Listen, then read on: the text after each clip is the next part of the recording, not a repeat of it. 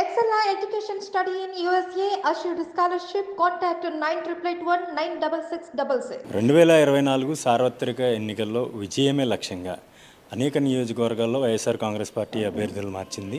సిట్టింగులకి సైతం టికెట్ నిరాకరించిన పరిస్థితి. అయితే విజయ గుర్రాలు ఎవరైతే గెలుపు గుర్రాలు ఎవరైతే ఉంటారో వారికి నియోజకవర్గం మార్పు కూడా చేసి వాళ్ళని పక్క నియోజకవర్గాలకి పక్క జిల్లాలకు కూడా పంపించిన పరిస్థితి. అందులో భాగంగానే మంత్రి చెల్లిపోయిన వేణును రాజమండ్రి రూరల్కి రామచంద్రపురం సిట్టింగ్ ఎమ్మెల్యేగా ఉన్నారు ఆయన.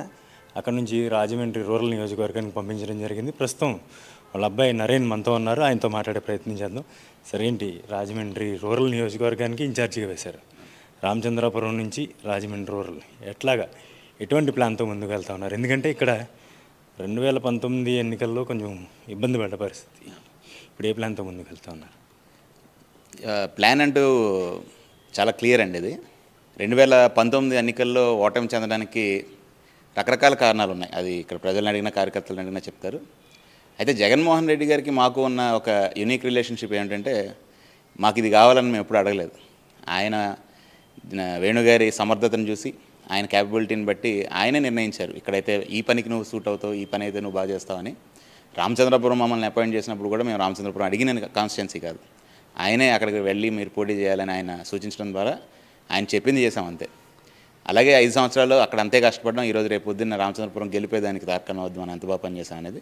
రాజమండ్రి రూరల్ విషయానికి వస్తే బీసీ పాపులేషన్ చాలా అత్యధికంగా ఉన్న నియోజకవర్గం ఈ జిల్లాలో. దాదాపుగా 1,30,000 మంది వెనుకబడిన తరగతుల ప్రజలు ఇక్కడ నివసిస్తూ ఉన్నారు. అయితే వారి నుంచి ఒక సమర్థవంతమైన నాయకత్వాన్ని ఇచ్చి వారికి మంచి లీడర్షిప్ని అందించడం ద్వారా ఇక్కడ పార్టీ బలోపేతం అవుతుందనే ఒక మంచి ఆలోచన ఆయన చేశారు. దానికి ఎవరు బాగుంటారని ఆలోచించి మళ్ళీ వేణుగారిని మీరు రాజమండ్రి వెళ్తే పార్టీకి ప్లస్ అవుతుందని చెప్పడం ద్వారా మాది ఒకటే ఆలోచన. ఇప్పుడు మనకి జగన్మోహన్ రెడ్డి గారికి మనం ఎలా ప్లస్ అవ్వాలన్నది మా ఆలోచన తప్ప మాకు వేలే ఉండదు. అలాగే రాజమండ్రి వెళ్ళాలని ఆయన సూచించారు, మేము కూడా దానికి తగ్గట్టుగానే ఇక్కడికి వచ్చి మా పని మేము చేస్తూ ఉన్నాం. అంటే సొంత నియోజకవర్గం చూసుకుంటే వేణుగారిది కోనసీమ ప్రాంతం. 2014 ఎలక్షన్లో కాకినాడ జిల్లాలో పోటీ చేశారు, అంటే ఉమ్మడి జిల్లాలో భాగంగా ఇప్పుడు కాకినాడ జిల్లా అయింది. కాకినాడలో పోటీ చేశారు, తర్వాత కోనసీమ జిల్లా రామచంద్రాపురం నియోజకవర్గం, ఇప్పుడు చూస్తే తూర్పుగోదావరి జిల్లా. మొత్తం జిల్లా అంతా కూడా ఆల్రౌండర్ అని అనుకోవచ్చు అంటారా? మొత్తం జిల్లా అంతా తిరుగుతున్నారు కాబట్టి. అది రాజశేఖర రెడ్డి గారి చలవ వల్ల 2006లో జిల్లా పరిషత్ చైర్మన్గా పనిచేశారు చెలిపోయిన వేణుగోపాలకృష్ణ గారు. అప్పుడు ఉమ్మడి జిల్లా అండి. ఒకసారి జిల్లా పదవి చేసి అంత యాక్టివ్గా మంచి పేరు తెచ్చుకున్న తర్వాత ఇంకా స్థానికత అనేది ఉంటుంది. మనం ఎక్కడికి వెళ్ళినా తూర్పుగోదావరి జిల్లా వేణు అంటారు తప్ప పలానా అడవిపాలెం అనో లేకపోతే రాజులనో అనరు కదా. అలాగే అప్పుడు తెచ్చుకున్న మంచి పేరు ఈరోజు ఏ కాన్స్టిట్యున్సీకి వెళ్ళినా కూడా వేణుగారి పేరు లేకుండా శిలాపలకాలు కానీ అభివృద్ధి పనులు కానీ ఆయన పేరు లేకుండా మీకు ఎక్కడ ఏ ఊరు కనపడదు. అంత మంచి టైంలో ఆయన జడ్పీ చైర్మన్ చేశారు. అదే టైంలో ఆయన వర్క్ని గుర్తించి 2006లో జిల్లా పరిషత్ చైర్మన్ అయితే 2009 ఎలక్షన్లకు ముందు కాంగ్రెస్ పార్టీ డిస్ట్రిక్ట్ ప్రెసిడెంట్ ఇచ్చారు రాజశేఖర రెడ్డి గారు. ఒక బీసీ నాయకుడికి జిల్లా పరిషత్ అదే కాంగ్రెస్ ప్రెసిడెంట్ ఇవ్వడం అనేది చరిత్రలో మొదటిసారి. అది అప్పుడు మా అందరికీ ఎంతో ఆనందం వేసింది, మన పనిని మన కష్టాన్ని గుర్తించారు అని. రాజశేఖర రెడ్డి గారు అంటే అందుకే అంత అభిమానం మాకు, ఎందుకంటే మనం అడగకుండానే మన సమర్థతను గుర్తించిన నాయకుడు ఆయన. అదేవిధంగా ఆయన ఇచ్చిన ఆ పదవికి న్యాయం చేస్తూ ఆ రోజు మళ్ళీ 2009లో పార్టీని గెలిపించుకోవడం జరిగింది. ఆ గుర్తింపు ఇప్పటికే ఉందండి. ఎక్కడికి వెళ్ళినా కూడా వేణుగారిని అందరివాడిగానే చూస్తారు తప్ప అక్కడవాడు ఇక్కడవాడు అని మాకు ఎక్కడ మాట వినపడలేదు.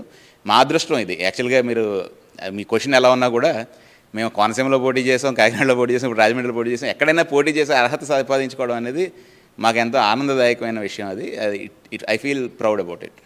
అంటే వేణుగారు నిత్యం అంటే మంత్రి పదవిగా చేపట్టిన తర్వాత ఆయన చాలా బిజీ అయిపోతూ ఉన్నారు. అయితే అప్పటి నుంచి కూడా నియోజకవర్గంలో కానీ ఆయన వ్యవహారాలన్నింటిలో కూడా నరేన్ గారే చాలా కీలక భూమిక పోషిస్తూ ఉంటారంటారు. ఈ ఎన్నికల్లో మీ పాత్ర ఎలా ఉండబోతుంది? నరేన్ అనే కీలక పాత్ర అనేదానికి నేనైతే పెద్ద ప్రాధాన్యతనివ్వనండి. ఆ మాటకి నా బాధ్యత అనుకుంటాను. ఆయనకి చేదోడు వాదోడుగా ఉండడం అనేది, మా పనులు మేము చేసుకుంటూ ఆయనకి ఎంతవరకు నేను సహాయపడగలను అంతవరకు చేయడం అనేదే తప్ప ముందుకొచ్చి నన్ను మీరు ఎప్పుడూ కూడా ఒక స్టేజ్ మీద చూడరు, లేకపోతే పార్టీ యాక్టివిటీలో ఉంటాను తప్ప మళ్ళీ ప్రభుత్వ యాక్టివిటీ వెనక ఉండి మీరే నడిపిస్తారు. జస్ట్ ఆయనకి సహాయంగా ఉండటం మాత్రమే నా పని. రాజమండ్రి రూరల్లో గెలిపించడం కోసం ఇప్పుడు మొత్తం కార్యకర్తలందరితోటి కాన్స్టెంట్గా టచ్లో ఉండటం కానివ్వండి, లోకల్ సమస్యల మీద అవగాహన పెంచుకోవటం, అవి ఎప్పటికప్పుడు నాన్నగారికి ఫీడ్ చేయడం, ఏం చేస్తే బాగుంటుందని డిస్కస్ చేయడం, అంతవరకు నా పాత్ర ఉంటుంది. అంతకుమించి అధికారికంగా ముందుకు రావడం కానీ అలాంటిది నా నుంచి మీరు ఎప్పుడు చూడరు.